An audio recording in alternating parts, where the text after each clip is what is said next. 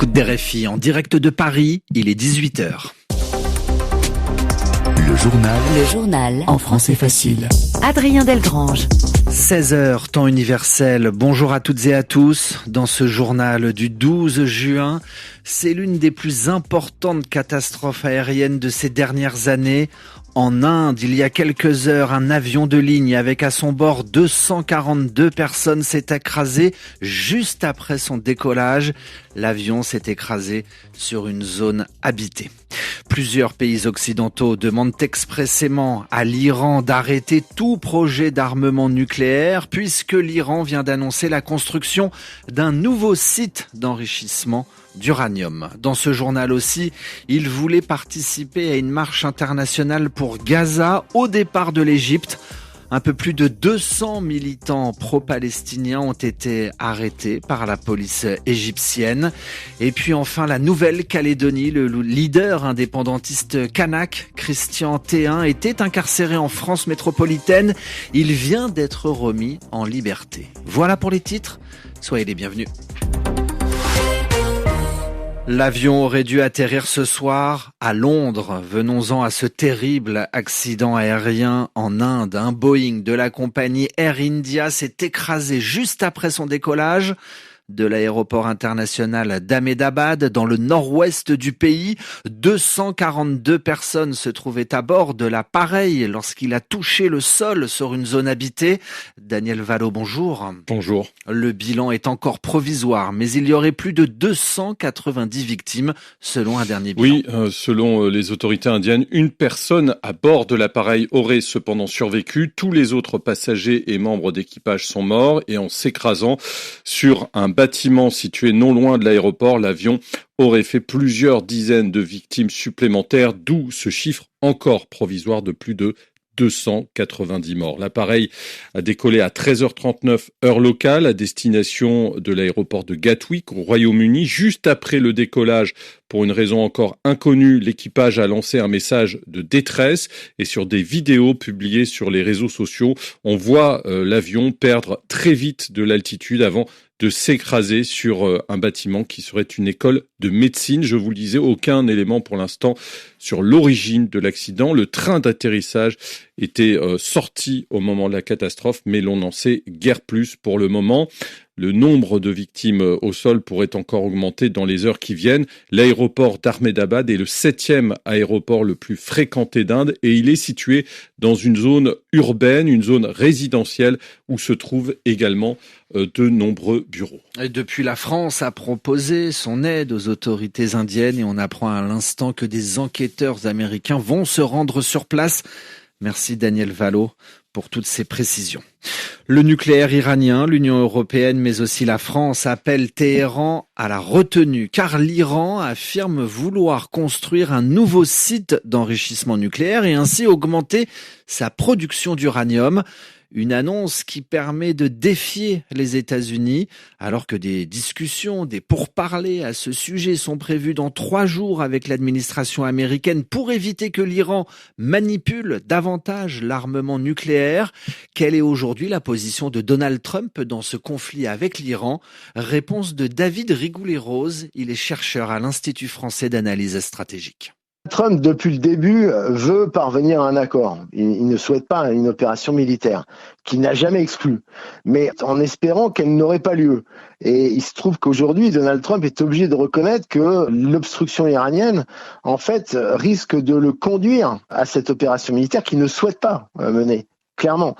Il y a la position israélienne qui sera contentée par ce principe de nécessité, même s'il y a beaucoup évidemment d'attendus incertains dans le cas d'une opération militaire, parce que de toute façon il y aura une réponse iranienne, à la fois sur Israël, et évidemment les Américains ne pourront pas ne pas réagir, et puis il y a toutes les bases américaines qui sont menacées. Donc on approche du moment de vérité. L'Iran doit renoncer de manière crédible à tout projet d'armement nucléaire. Autre réaction d'un pays occidental, l'Allemagne en l'occurrence. C'était le chercheur David Rigoulet-Rose, spécialiste du Moyen-Orient et de la péninsule arabique, qui était l'invité à la mi-journée d'RFI. Des dizaines de militants de plusieurs nationalités sont arrivés en Égypte pour participer à une marche internationale vers Gaza. Ces militants ont été interpellés, arrêtés par les autorités égyptiennes. Certains ont ensuite été expulsés, d'autres relâchés. C'est ce que fait savoir aujourd'hui l'organisme à l'origine de cette marche. Malgré tout, la marche internationale continue. Des milliers de participants sont déjà arrivés en Égypte, prêts à partir pour Arish demain et continuer à pied vers Rafah, précise le collectif. Sur le continent africain, après avoir pris le pouvoir par la force au Mali, le général Assimi Goïta pourrait bientôt devenir président malien sans limite de temps, car un projet de loi adopté hier en Conseil des ministres prévoit d'accorder un mandat présidentiel sans élection jusqu'à la pacification totale du Mali et des autres pays de l'Alliance des États du Sahel, à savoir le Niger et le Burkina Faso, précisent les autorités maliennes. Le journal en français facile. 18h passées de 6 minutes dans l'actualité européenne. Tout d'abord, en Espagne, ce nouveau coup dur pour le Premier ministre espagnol, socialiste Pedro Sánchez.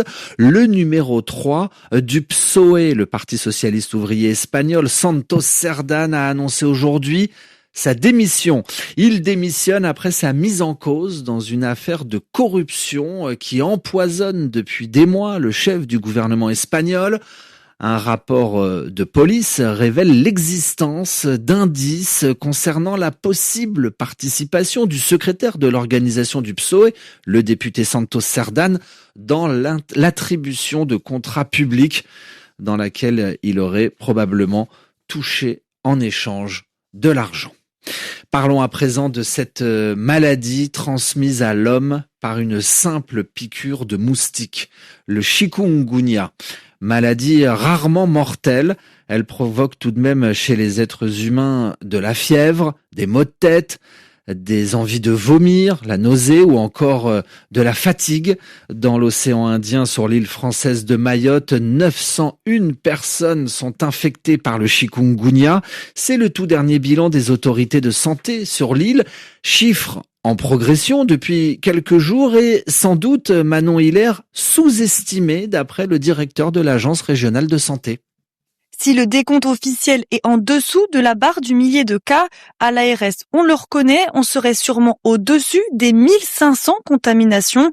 Beaucoup de patients qui consultent ne bénéficient pas d'un prélèvement sanguin de confirmation pour éviter d'engorger les laboratoires. Pour l'instant, 2 foyers d'épidémie touchent principalement l'archipel, la ville de Mamoudzou et Petite-Terre. Et face à la hausse du nombre de cas, la vaccination, elle, stagne.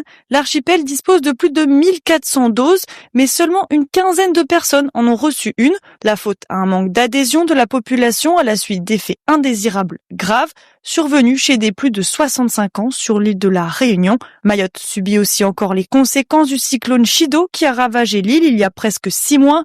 Le seul hôpital fonctionne en service réduit et pour le directeur de l'ARS, le docteur Albarello, 2 risques planent. C'est le risque, que les personnels soient malades aussi par le chikungunya, et 2, c'est effectivement d'avoir un nombre de lits occupés fortement par le chikungunya. Si on avait une dizaine de cas graves, on ampute quasiment 80-70% des places de réanimation. En cas de besoin, l'ARS prévoit d'évacuer les patients les plus sérieux vers l'île de la Réunion. Manon Hilaire dans votre journal en français facile. Il retrouve la liberté.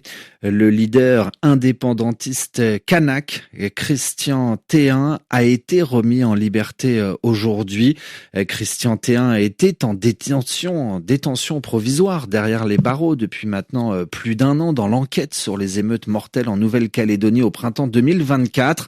Les 3 juges d'instruction du tribunal de Paris chargés des investigations avaient d'abord ordonné sa remise en liberté sous contrôle judiciaire, mais le parquet s'y était opposé, estimant que M. Théin avait joué un rôle central dans les émeutes qui ont éclaté le 13 mai 2024 en Nouvelle-Calédonie, émeutes qui, rappelons-le, avaient fait 14 morts.